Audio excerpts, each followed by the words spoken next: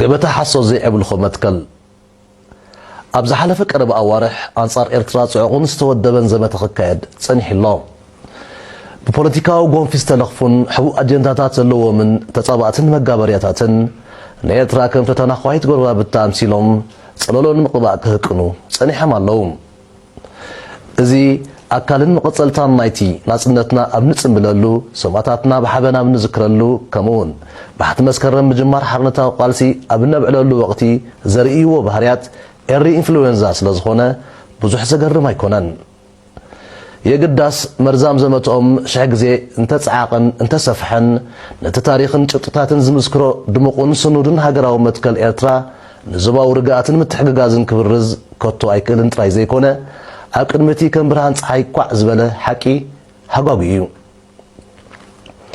بوليسي زمدناتات وطاي إرترا أبسنيت حبراو ربحة سلام بكببارن أبيتن كمون زي متقتاب أوشتاو قدياز تمركوسيو نايلم استراتيجياون أبزباو شركناتن نملأن استسرتيو إزمت كالزي حدش هيكونن منقص إرترا بقتصالي زقالتون زرقاقتون أب هاقراو تشارتر زسفرنين أبزي هاقراو سندزي ناي وطاي بوليسي إرترا نسلام مرققان متحققازن زبانان عالمن كمزا قلقل بدمو قالات سفير الله بتوساقي كتباون بهلاون معبالة متأثر كم زلون كاب كبابي خان كالوت هاقرات انتنتسيلكا بولكي زرقاقات كم زي كونن بمنتصار هنسات نطوفنا تقلالن متحققاز مسقور بابتنان كالك فالات عالمن عبي أقداسنت كم زلو أسميرو اللي يركب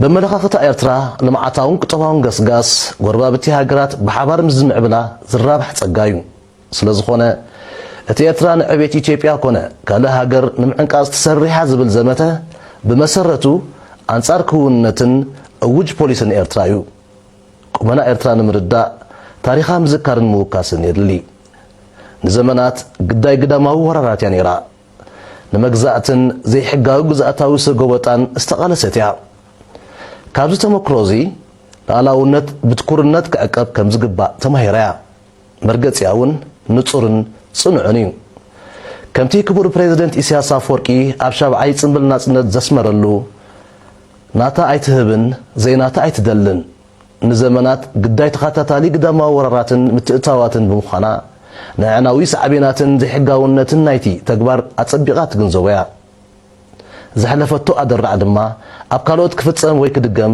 عيتدلن عيتفكدن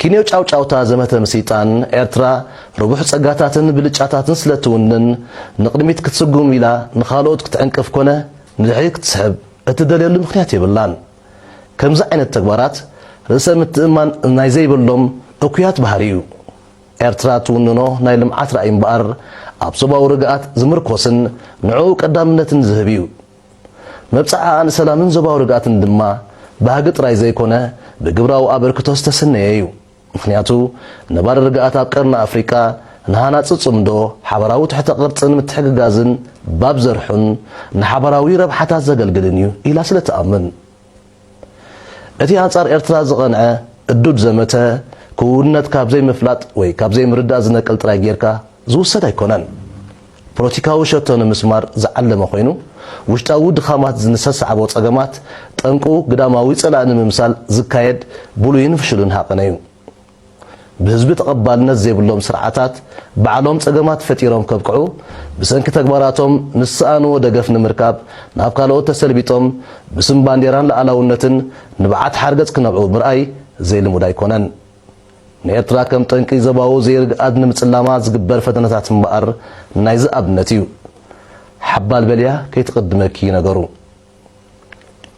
ازي چبت عالبو ام دقاقام قبتا حسو زمركوز زمتا نمبسع إرترا نسلماو من نببار زعبلوخة ويزبر رز ايكونن لزخونا عبزبانان كاووت سانزلو تعذبتي كينيو چاو چاو تحسوتن زنك ادا زمتن نتب چبتتات ستسني إرترا تخطلو متكالات حاحيوم قنع سئل خلوهم يدلي ባህር ለሁላችን ይሁን ብለናል። ባህር ኃይል አቋቁመናል። ባህር ኃይል አቋቁመነው እዛ ለመግባት ነው። በምን ፕላትፎርም ነው የምንገባው? ወደፊት የሚታይ ይሆናል። ሰጋለን የባህር ጉዳይ ይመለከተናል። በጣም ነው የምንከታተለው። ባህር ኃይል አቋቋም ነው። ለዚህ ነው ባህር ኃይል ጋር ተያይዞ የተነሳ ጥያቄ ያለ ባህር ኃይል አደራጅተናል። ምንም ጥያቄ የለውም። ወደ 4ኛ ዓመት እየሄደ ነው። አንድ ተቋም ስትመሰርት መጀመሪያ ዋና ማትኮር ያለበት የሰው ኃይሉ ላይ ነው። የሰው ኃይል ነው ወሳኙ። ስለዚህ የሰው ኃይል ለመፍጠር ሰፊ ስራ ሰርተናል። በአገር ውስጥም ከአገር ውጭም አሰልጥነናል። የባህር ኃይል መኮንኖች፣ የባህር ኃይል ማሪን ኮማንዶዎች፣ የባህር ኃይል የቴክኒክ ሰዎች፣ የባህር ኃይል አዛዦች ፈጥረናል እና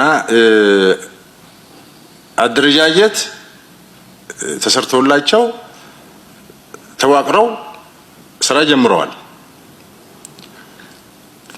ባህር ኃይል ከዜሮ ስለጀመርን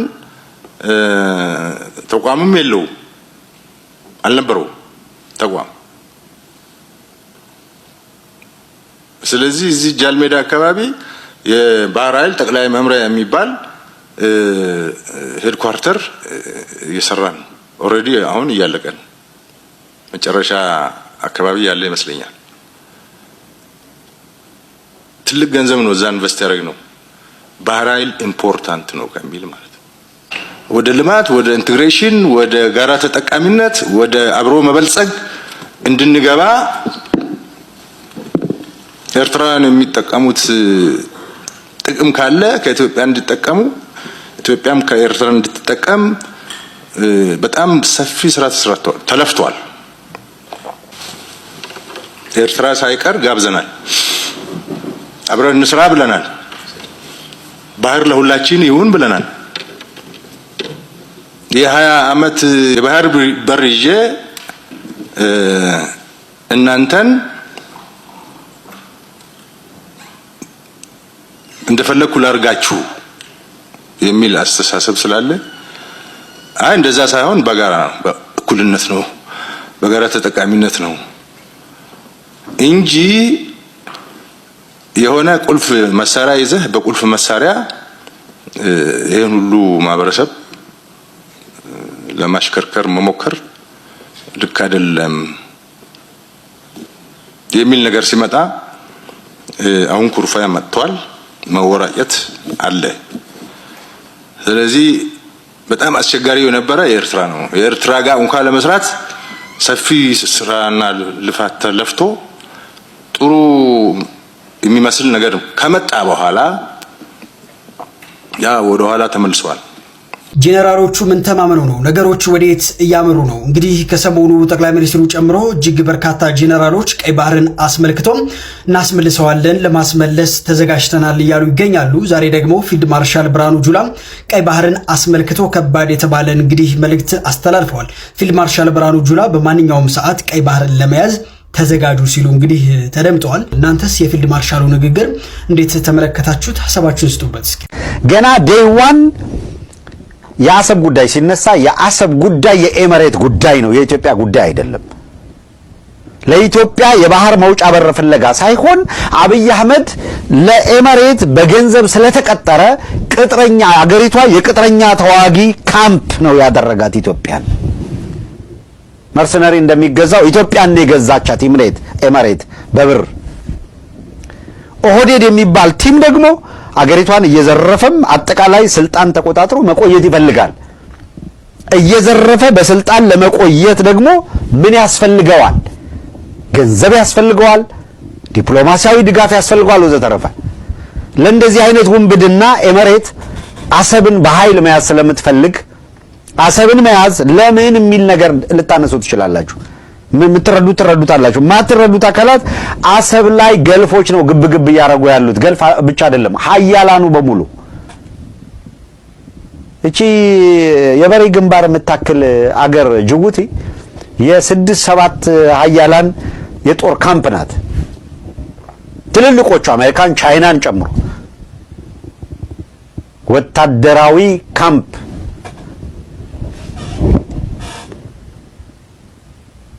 አብዛኛው ሀገራት የምዕራብ ሀገራት ካምፕ አላቸው። ወታደራዊ ቤዝ አላቸው በጅቡቲ። ኤርትራን የወታደራዊ ቤዛቸው ማዕከል ለማድረግ የሞከሩ አካላት በተለያየ መልኩ ሳይሳካላቸው ቀርቶ ነው ኤመሬት አሰብን በወደብነት ልትከራይ ካለች በኋላ የጦር ቤዝ ለማድረግ እንቅስቃሴ ስታደርግ ኢሳያስ ፊቱን ዞረ። ሰላም ከመይ ትውዕሉ ከመይ ተሓድሩ መላእ ዓለም እትርከቡ ተኸታተልትና ዜና ጽምዶ ሒዝና መፂና ኣለና። ነዜና እዙይ ኩልኩም ተጋሩን ፈተውቲ ተጋሩን ዝኮንኩም ከምኡውን ኤርትራውያንን ፈተውቲ ኤርትራውያን ዝኮንኩም ኩልኩም ሸርሸር ብምግባር ናብ ኩሉ ትግራዋይን ናብ ኩሉ ኤርትራውያን ንክበፅሕ ግበርዎ ወሳኒ ሓበሬታ እዩ ማለት ክቡራት ተኸታተልቲ።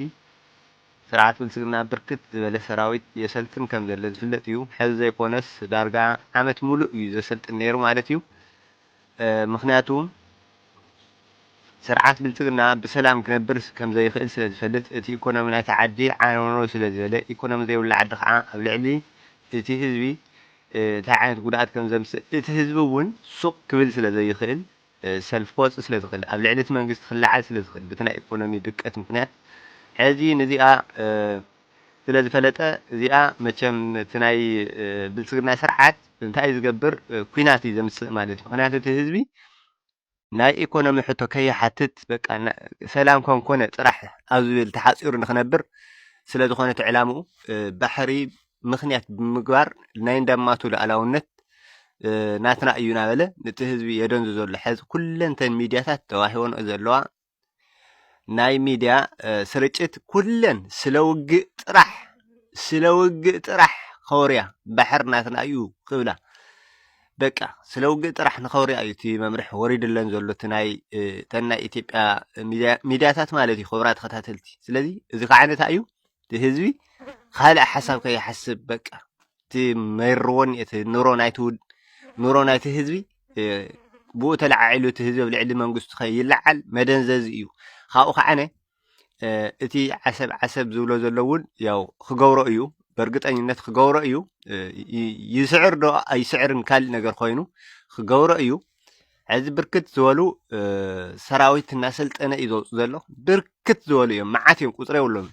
እታ ሓንቲ ናቱ እታ እያ ሓንቲ ዘላ ፕሮግራሙ በቃ ኤርትራ ህዝቢ የብላን ትግራይ እውን ቁሩብ እዩ በቃ ብርክት ዝበለ ሰራዊት ዕለቅሊቕካ በቃ ሰራዊት ልዕሊ ዓቕሚ እግረኛ ሰራዊት ዕለቅልቕ ጋሻው ሕጅ ሰዲድካ በቃ በቲ እውን ቴክኖሎጂ እኒአና እዩ በቃ እዚኣ ኤርትራ ንጭብጣ ኢና ትግራዋይ እውን ወያነ እውን ክትጠፍእ ኣለዋ በቃ ህዝቢ ትግራይ ንባዕሉ እቲ